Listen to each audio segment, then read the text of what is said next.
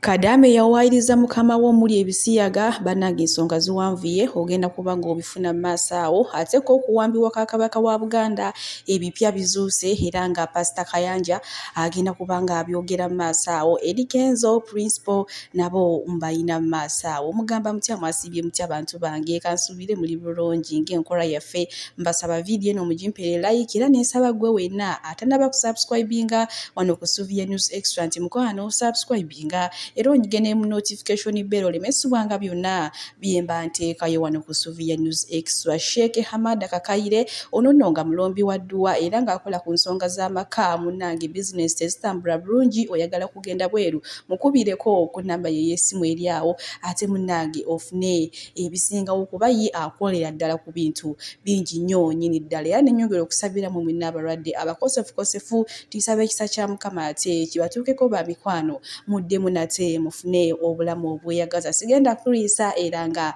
nkutandise ne Principal ne Spice Dana munnange banono basisinkanye ku mukolo basisinkanye ku mbaga y'omukulu ate ow'embogo wamajukira Spice Dana yeddira mbogo ne Principal naye yeddira mbogo bannange Spice yasanyuse yina n'agamba senta kyagu kugamba wamma ekyabadde walinga olabaawo kibadde kitokotanga sikisaanikire munnange kugamba banyumiddwa ng'omukolo bw'ogulabaawo bwe tweyongerayo ono omwami gw'olaba munnange anoonya omukyala ow'okuwasa so gwe wenna mwana muwala ali eyo ng'ogamba abasajja baabula biki yuno ye waali ali available naye maama lwakuba alina obukwakkirizo era ngenda kuba mbateerako akatambi awo nammwe ate mumwewulirireko biki by'ayagala biki by'atayagala naye baaba oba ekika ky'omukazi kyanoonya oba anaakifuna kubanga baba kale katungero muteramu essala kuba byo oba alinga ng'abikalubiza banaye akatambi katukalabe so gwe wenna alirwedde nze ng'okuna kati nga nkutuusa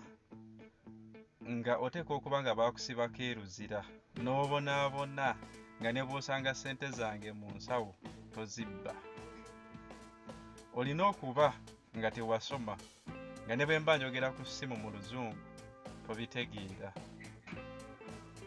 olina okuba nga oli munywi wanjaga nga bwenkomawo ewaka oba bwenkomawo ku mulimu onneetikka n'ompeeka ku mugongo ne tutambula n'onzirusa ne twetoloola laawundi ennyumba yonna ekikomera kyonna olina okuba nga tolina bbuba nga ne bwemba nkomyewo tombuuza wa gyenva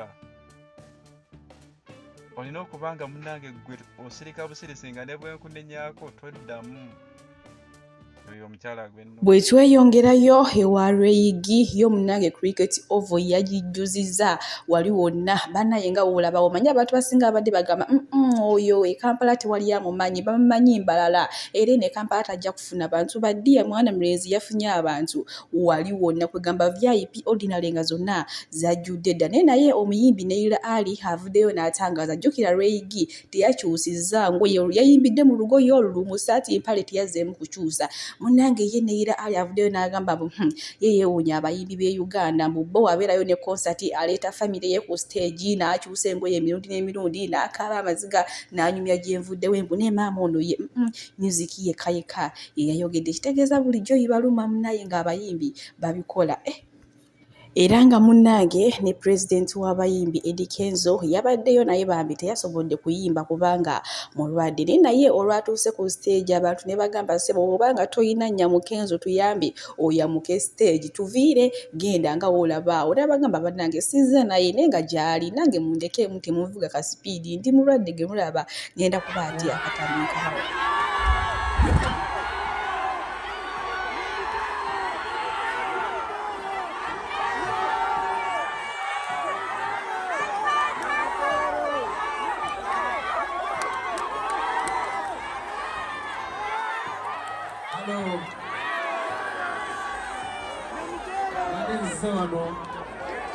I'm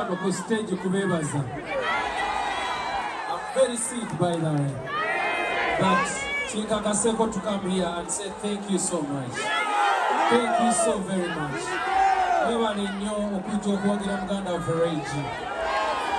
Thank you so much. This means a lot. Reggie, abantu bade bagamba regional why this man is so talented. actually Ray G to take a moment to make sure that they actually go international because he deserves it. He deserves it, you know. So Uganda take again from now onwards. Ray G, Wendy Wagwanga Yonna. And that to make him proud. Congratulations to all of us. Thank you so much, guys. Thank you so much.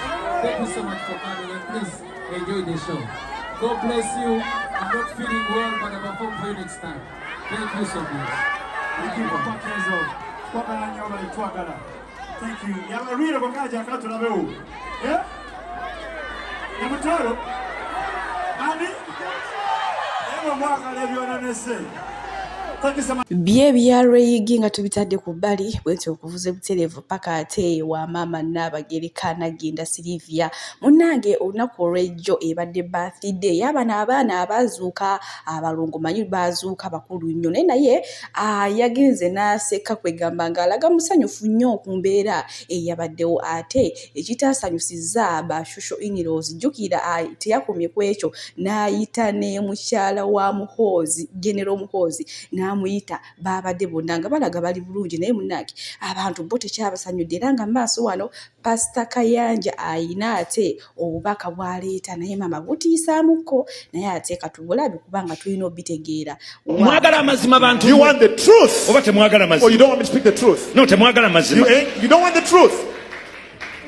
Abanyarwanda bajja bajjudde omwoyo The Rwandese are full of the Holy Ghost when they came. ne bayita mu Lukiga They went through ne bayita mu Ankole ne babagoba Ankole. They threw them out. ne babagoba They threw them out. ne bajja mu They Buganda came to Buganda.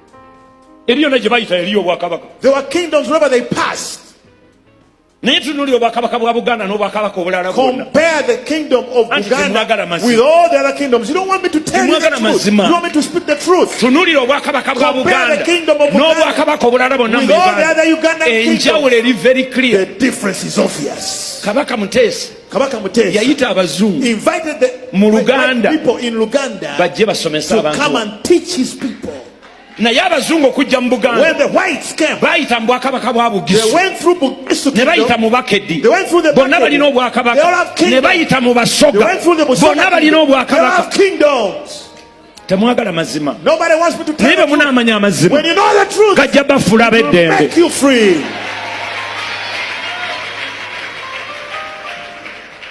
why Lwaki? era abazungu bwe bajja When the white people came, bagamba we are going to Buganda they said we are going to Buganda. Buganda. Buganda. Buganda Tugenda Buganda. mu bamatazi mulimu There abanyankole were some Ankole people. mulimu abanyolo There were some Madam Ankole Chimanyi. of those boys mu matazi among the martyrs. naye babatirawo But where did they kill them? ensi yonna bwejja okulaba When the bamatazi world comes egendawa to commemorate the Martyrs' Day, where do they go? no you people you're not ready Temunetegekedde. there are things that are Waliwo intentional ebintu ng'omuntu akikola. bibadde bya Pastor Kayanja kale we tuli mu sayidi ezeyo nze nga nze sigenda kwongeramu naye nga amazima agoogedde singa owulira vidiyo eyo bulungi nnyo nnyini ddala bwe nkwongerayo munnange tumanyi bulungi nnyo Alien Skin olunaku lw'ejjo bwe batwe bagenze Juba ate nga bagenda okupafuminga kati obuzibu buli wano nga Champion Good omusipi gw'omunyonyi gumulemye okusumulula bannange tutambuze ku baana baffe asooke nkulaga akatambi lutalo ki Champion Good n'omusipi nga agusumulula akaseera ako bannange ebyabaddewo kyokka nga baali nabo baseka Kavaamu. Kavaamu. Baba tumulese.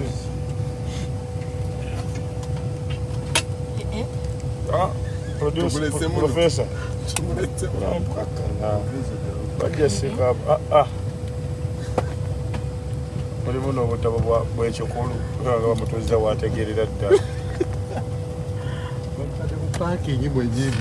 bamutuuza wali obutabo obw'ekikulu Amazima gali nti nga tonnafa teweevumanga nsi. Nzijukira olunaku taata wa champion Gudo yalemiddeko nga yagala kutwala mwana naye nga bambi yali ya skin.